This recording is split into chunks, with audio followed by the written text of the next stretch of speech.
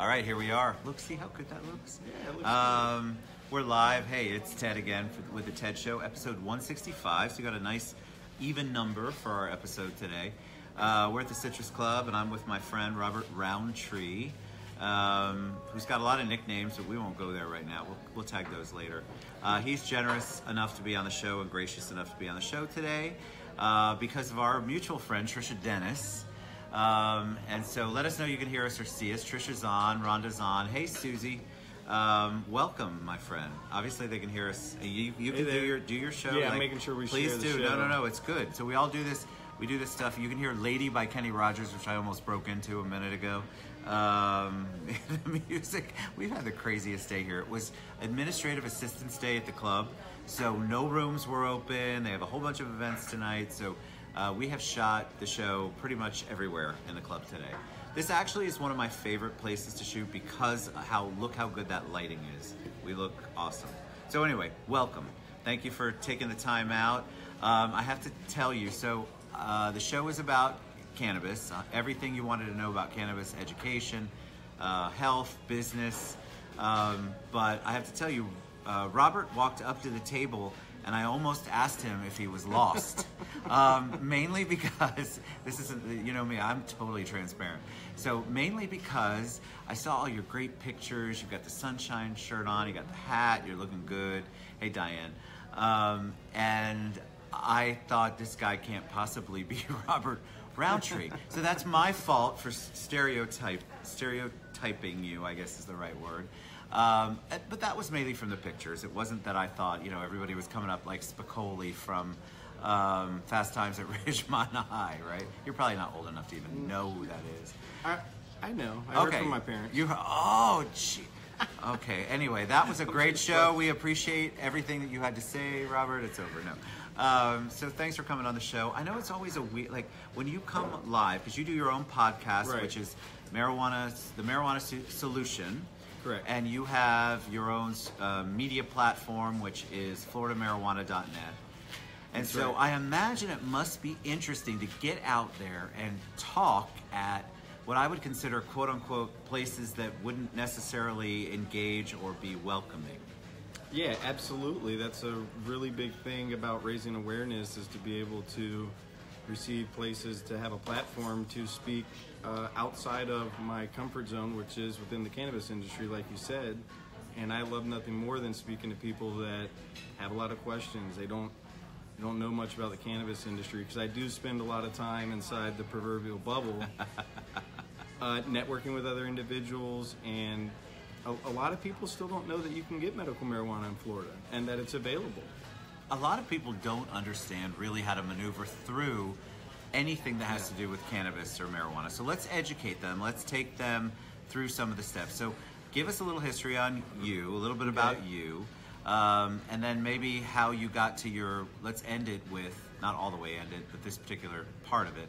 Let's end it with your why. Why is this movement important to you? So are you from here? Where are you from?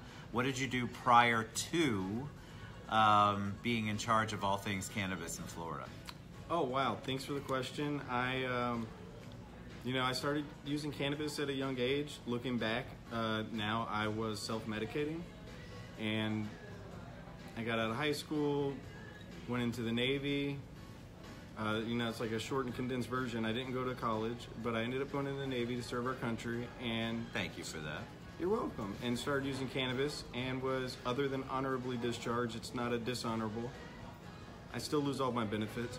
And that began to light a little bit of a fire under me to really research and dig into things, because I knew there was a reason I had used cannabis my whole life.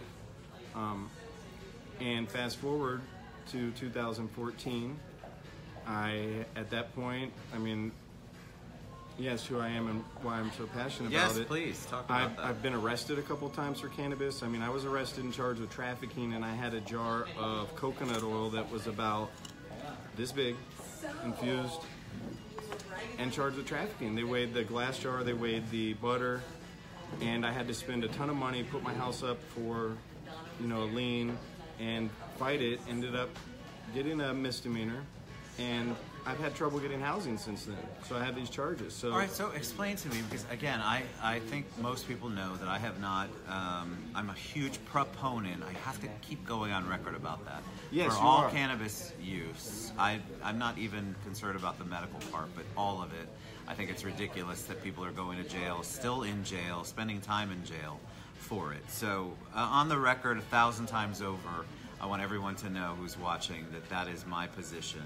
But I'm amazed that you had to go through all of that because you were smoking, possessed a drug, a quote unquote, not even a drug, a plant that we've deemed as a society as a negative, as a bad, as something addictive, as something that's bad and illegal. So when you go through that, so that's your why, right? So you've experienced that's the why, and basically a large part of my life that has created this passion inside of me. That's the why, and what I've led up to arrest. I've been robbed at gunpoint for very minimal pot because, you know, it wasn't legal. I have to go find it on the street. That's another thing. And you mentioned people being arrested. 40,000 arrested every year in Florida for possession. So what's the minimum when you get arrested? Again, I'm asking because I really don't know, and I'm going to guarantee that there are people on here. Actually, I know there are people on here who have smoked it or whatever you do with it, whatever your choice is of ingesting it. What is is there a minimum sentence? Is it different? Is there something if you get arrested and you have possession, I guess is the word? Do you have to go to jail, or is it on your record? Is that what happens? Yeah, so it's going to stay on your record. The minimums depend on where you're arrested. I was arrested actually in Arizona. I was living in California at the time and had a medical marijuana card, and they're supposed to have reciprocity, which means I was considered a patient there. First thing my attorney said was, "Welcome to the Wild West. You're from back east. Don't expect things to apply to you here." And then we fought it. I thought Arizona. Oh no, never mind. Arizona's not that forward thinking. Florida, it really depends on if it's your first charge and it's under 20 grams. That's the threshold from misdemeanor to a felony. You're probably going to get probation, but it's going to stay on your record forever. You go to get housing, they're going to pull it up. You go to, get a job, they're going to pull it up, and it affects your life. So, and I guess it's so foreign to me to think about how that of all things people are suffering because it does so much good from a health perspective, which I'd love to eventually talk about in the show. But I want to get a little bit more about how so you got to your why, you're like, all right, I have to do something. I have to be an advocate. A lot of people, so you could be, how many thousands of people are arrested? They don't take it to the next level where then they become an advocate. And you've become a voice in the community, not just the Florida community, but I think all over. But so talk about that journey, because how do you go from, all right, I hate what happened to me, I think it's BS, to, wow, I'm going to be an advocate and really push the envelope here and get out here and try to educate people. Okay, well, I launched a website, floridamarijuana.net, and figured the best thing that I could do was start to raise awareness from home. I was still really scared about getting out, but I knew I had to do something. I wasn't how I am now, very vocal, coming on shows like the TED Show, in downtown Orlando on Facebook Live talking about cannabis. But it progressed to that, and a big part of that is meeting people like Trisha Dennis and, some of these mothers with special needs children who were the, kind of the start of the real big push in Florida for medical cannabis, along with other patients like Kathy Jordan. So I gained strength from seeing others do it and kind of felt safe in doing it, and that's why once I got involved, I decided to be as vocal as possible so more people could see and hopefully gain strength from what I'm doing to see that it is okay to get out and speak about what you know is right in your heart.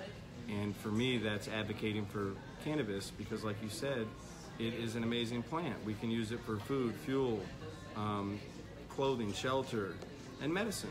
What's the real, so you hear a lot of conspiracy theories, which is what the people that are different, here it comes, about why it became so vilified. So in your experience, like, what is do you know the history of that? Why? I think a lot of people go, it's just the way it always was. Well, no, it wasn't always like that. No, so humans have been using cannabis medicinally and recreationally and through spiritual religious means for thousands and thousands of years. It just became illegal in the United States of America once people like Anslinger, who was running the it wasn't the DEA back then, but you know, but similar to the DEA. And then the big person is Hearst Publishing. William Randolph Hearst. He owned the Hearst family owned a bunch of paper mills. Hemp was beginning to take over. They didn't really want that to happen. They didn't want to have to convert it. They didn't want to have to compete. And they, along with some other chemical companies, began, you know, they controlled the media back then. If you can imagine a newspaper back then, I mean, that was it. There was no Facebook. There was no instant messaging. Everything. And so they started running it was racially charged. You know, if you look back into the papers, it was all about the black and the brown people were going to use cannabis, they were going to listen to jazz music, and they were going to take, you know, the white woman, you know, for lack of a better term. People today don't believe. So you could go even on Pinterest and look at these old ads from even 30 years ago. It's crazy, the stuff that we used to allow. So people will say to me, though, that's got to be just conspiracy theory. But you can if you just do a little bit of research, just a teeny bit. It doesn't all have to come from Google or Facebook. I'll give you the best place, not to cut you off, but the best place to get research. One of my best friends, Jose Belen, founder of Mission Zero. I love Jose. He was on the show, one of my first guests on the show. Yeah. If you look up his federal lawsuit that was filed, they basically filed the history of cannabis. Yeah. And go through all of it. And there's a really... Jose just popped on. Look at that. Oh, wow. Look, we were just talking about Jose. I love it. Hey, Jose. Hey, Jose. We love Jose. Oh, we love absolutely. Danielle and Jose. They're amazing. Love what they do. And, you know, so his lawyers put together a really great brief basically on the history of cannabis, which outlines the, you know, it had to do with economics. And the way they sold it back then was through what I call fear porn. And that was racially charged. And to this day, we have institutional racism where minorities are predominantly arrested in greater numbers than white people. Agreed. All right, and what that does is it pits these communities against the white communities through no fault of the minorities or the white people. Correct. And it's a divide and conquer politics. The walls are coming down, though, through the help of great organizations like Mission Zero, like We Are Rare, like Florida Marijuana, like Sunshine Cannabis, and a whole other host of organizations. And the truth is getting out there because, like you said, you can research this stuff. You can even go to libraries and look up the microfiche film and see the from way original. Back then. Yeah. I mean, there is so much history. So I have a question for you. It just dawned on me. Is there a fear when someone like you or Trisha comes on, or even Jose? And I'm asking this because I went back to the time when Jose and I did our show, and Jose, you can verify this. There were certain things he didn't want me to share. Even that was 6-7 months ago, not that long ago. So when you come on a show like this, or maybe you don't come on a show like this very often, do you? Oh, it's fine. Do you have trepidation? Are you fearful, or are you finally past that? Do you feel like, all right, I've got this. The community has me. That's a good. That's a great question. Am I afraid? No. Have I been harassed? Absolutely. I've had cops show up to my house. I've had politicians call the sheriffs on me for posts. I have had other advocates in the community. You really? Yeah, this is all true. Other advocates in the community give me death threats, threaten to call DCF on me because I have a 2-year-old. And all this stuff is real. Am I afraid? No. Once I decided to come public, I had gotten over the fear. Tell me about so this is fascinating to me. We had a little conversation before, and I will not mention names, although I really want to. Other advocates are giving you a hard time? It's not right now, but there's a lot of infighting that goes along in the industry because there's a lot of really passionate people, and we've been kicked down by society a lot of times and are very suspicious of things, and that creates friction. But yes, all of that stuff is absolutely true, and it does happen. And am I afraid of it? No. I mean, my wife,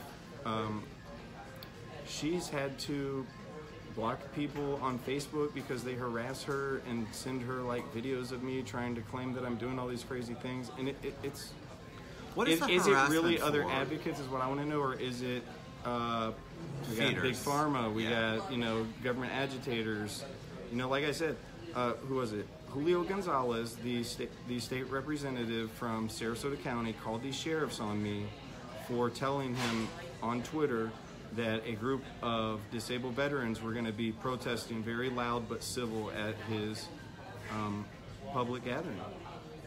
I specifically made sure to say it was civil, and a detective from the sheriff's office called me. Oh God! So I'm at the Citrus Club. So if you're going to be knocking on my door, here we are. All right, a couple of Stephanie. I love Stephanie. Stephanie, her daughter, Bree. I just started Bree on CBD and know so many kids who benefit from cannabis James. on the spectrum.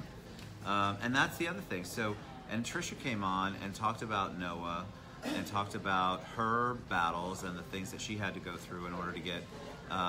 Noah has schizocephaly, and so just the things that it does, the things that it relieves. I can't believe that we are in a fight. You know what I love about, and I know maybe you have an opinion, maybe you don't. Maybe I'm sure you do have lots of opinion. I actually, as soon as I said that, I'm like, oh, he's got an opinion.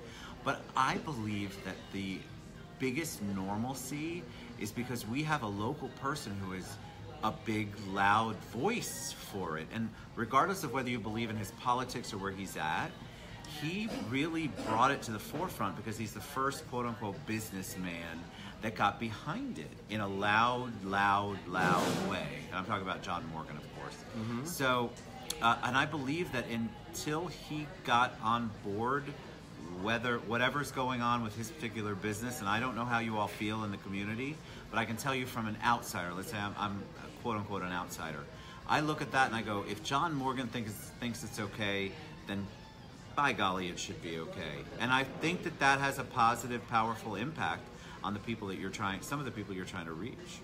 Absolutely. Whether you agree with John Morgan's politics, business, or whatever, he's a very powerful figure and voice in our community in Florida. You see his face everywhere, his family is everywhere. And when somebody of that stature gets behind something that has been, kind of in a negative light our whole life, and the last generation, that's a big thing. It is a big thing. That's when you start to see the walls crumble down, because he is a pillar of society, whether you agree with him or not. Correct. And I think that's so powerful for him to take a stance. I mean, it could have been risky for him. Not that he cared at that moment, because I believe he's really passionate about it. I believe that he has his reasons for being passionate about it. And you can't take that away from people. We were talking about that. Kelly was actually on, the girl I was talking about who works with HempWorks, and she was on, made a comment. A whole bunch of people, by the way, have made comments, and you'll go back through, and I promise you that Robert and Trisha, if she wants to, will address some of these things, because they have Absolutely. great questions and lots and lots of positive comments. I want you to know too, all of those things that you see, and I know you know this, but the hearts and the this is good. This means I feel like that we have made so much progress in the world, and the fact that we're able to be up here at the Citrus Club. Sorry, I'm going to say it, on the 18th floor, and be able to talk about it, because I believe that I think a lot of people just think of really Spicoli, or you're kind of stoned out of your mind and you're somewhere else, and they don't understand the power of the health behind it, the wellness, the business behind it. So talk a little bit about the business, because I think that you have a lot of people who come up as soon as John Morgan went out live that he was supporting it. I can't tell you how many Cannabis University, Cannabis this, Cannabis that I got. And I think people are realizing, all right, there's a business here. So how do you work within that? Are you seeing that there are a lot of opportunities for people? And if so, is there fear involved? Are people just going around it? Are they and talk a little bit, because we had questions about CBD and how that's different, and how that works. So I asked you a lot of questions there, and I will refresh you if you get lost. Okay, so the industry, there's two sides to it. There's the people that are involved with the production and with the distribution and delivery of cannabis. Those would be any companies that basically put their hands on it. And that's what's licensed through the state of Florida. And then there's ancillary businesses like mine. I have a marketing company and a branding company. You can own a packaging company, and there's unlimited opportunities, especially because there is still a fear associated with working in cannabis. So there's a lot of things being developed within cannabis just to serve the cannabis industry that would normally be able to take care of multiple other industries and, you know, niches of business. For instance, like an advertising company. I advertise and do branding just for cannabis. And how does that look at this? So when green. It looks green, people. But I think it's fascinating to me because I know that the business is strong. There's opportunity there that people haven't even begun to think about. Absolutely. But when you're trying to maneuver through the regular means of doing business and advertising and branding, how are you reaching people? How are you resonating with people? How are you getting the message out? Because you had the fear, but people in general probably still have the fear. Like, so how are you maneuvering through that? And how are you getting them out? How are you getting that out? It depends. Sometimes it's really easy to get the message out. Like Instagram's very easy, Facebook's very easy, my website, mostly through digital means and engaging people at community events. And word of mouth. I mean, that's how I've been able to get it out. And then also my podcast, The Marijuana Solution.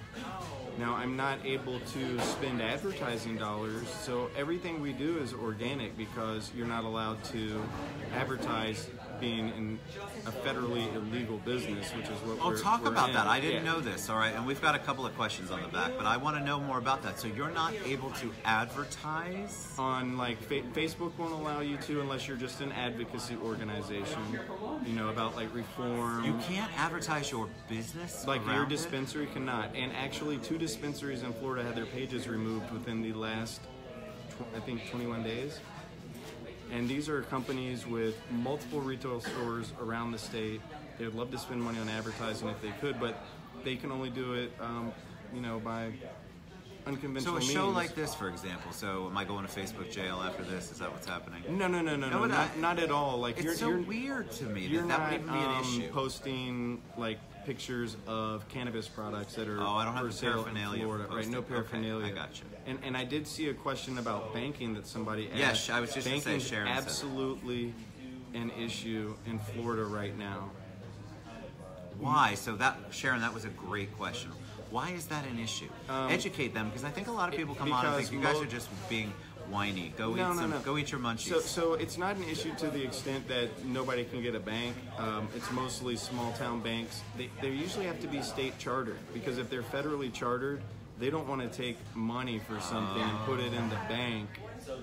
So that's where the issue is. So you have to go to a green bank, for lack of a better word. Yeah, you go to your local, like, you know, bank that's state chartered just in your local town. Or you do what everyone else does and you form a company that doesn't have anything to do with the word marijuana or cannabis on it. Keep calm, carry on, and hope they don't close your account. Is that all that it takes? Like, you just don't, you can't have the word marijuana in it? And don't tell them what you really do. I mean, you know, so you would be like a retail store instead of a dispensary. But my first bank account I went to open, I told them I was a blogger for medical marijuana, which was legal in the state, and they would not let me open the account. So I went to the next bank and told them I blogged about health and wellness. Opened up the bank account that day.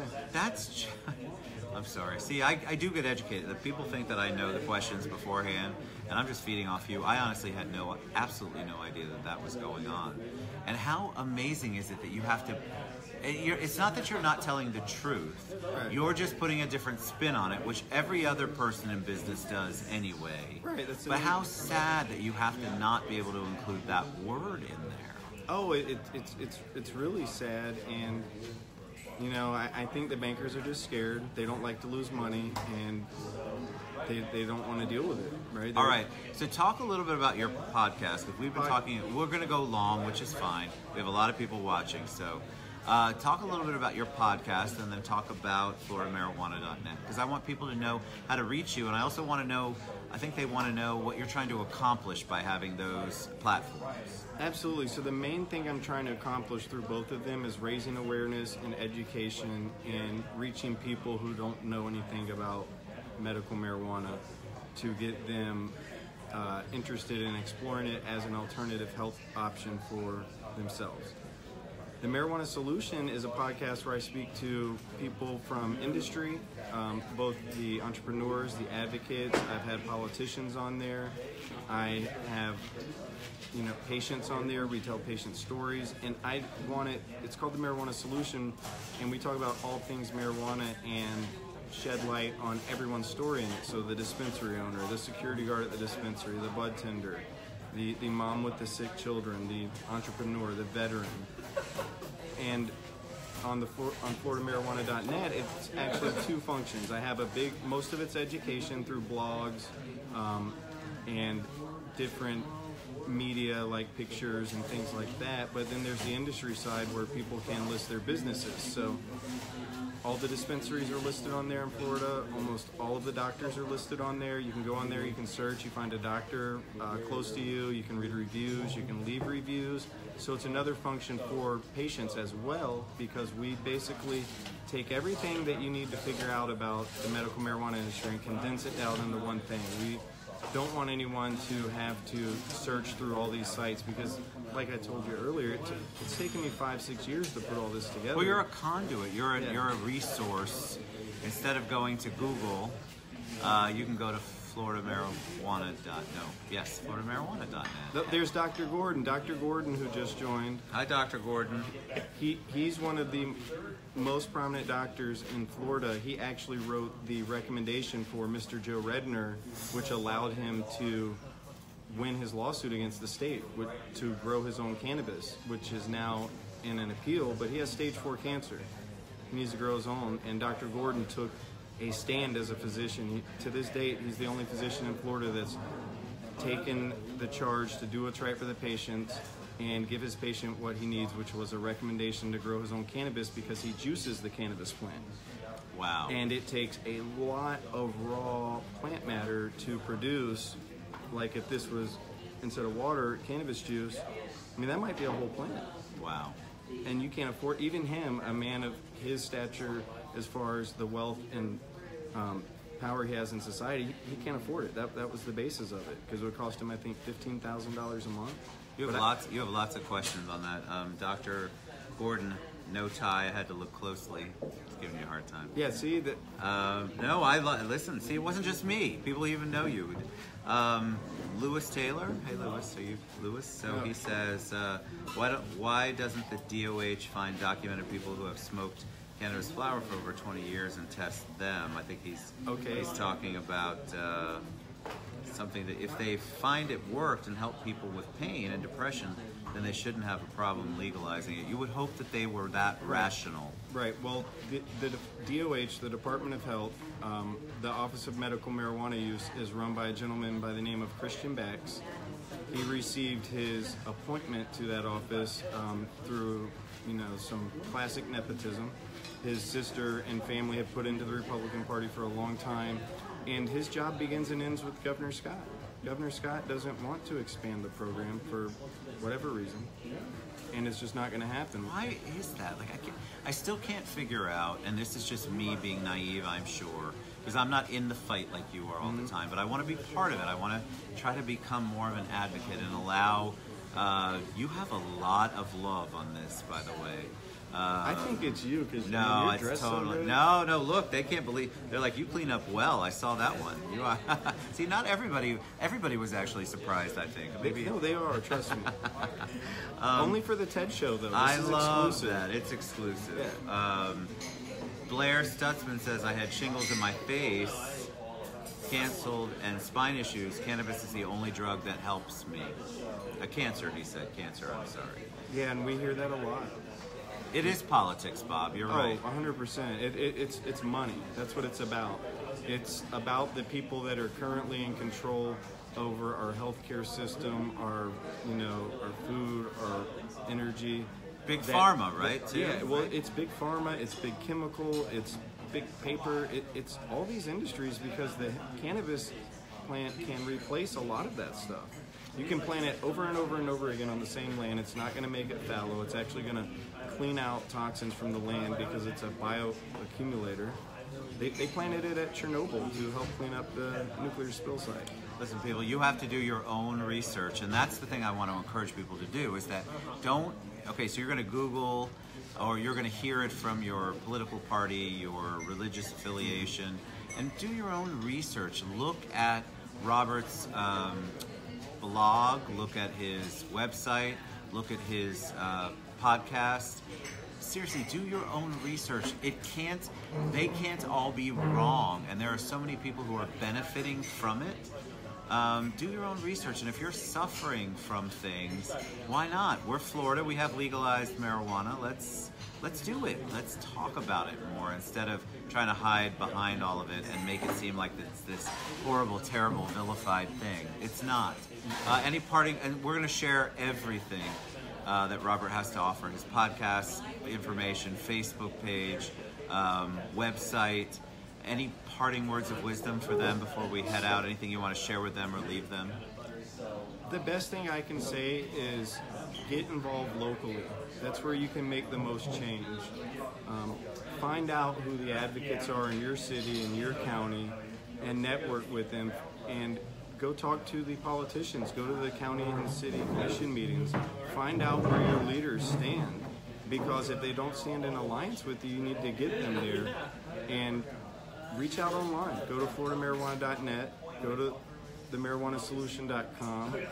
Check out these companies and these businesses and what they're doing and how you can help. There's a lot of nonprofit organizations and not-for-profit organizations that help out. And the last parting bit of wisdom I would say is share this video. Make sure to tune into the TED Show.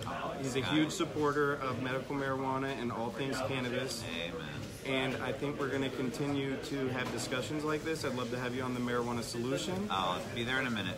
Yeah, and just no matter what it is, cannabis or not, the best word of wisdom I can give you is if you believe and know that it's right in your heart, don't let somebody else tell you it's not, especially when it comes to your health. Your health is your wealth. Amen. Amen. Oh, somebody just broke a glass. I just broke a glass. That's a good sign. Yeah. I'm Italian, so that's a very good sign. All right, thank you so much for coming on the show. I appreciate it. Trisha, thank you. She's behind the scenes. Thank you. And thank you guys. Tons of questions. I promise he's going to answer all of them later. Thank you for coming on and supporting him and being a supporter of the TED Show. We love you guys. We'll see you Friday, or maybe tomorrow. We'll see. Bye.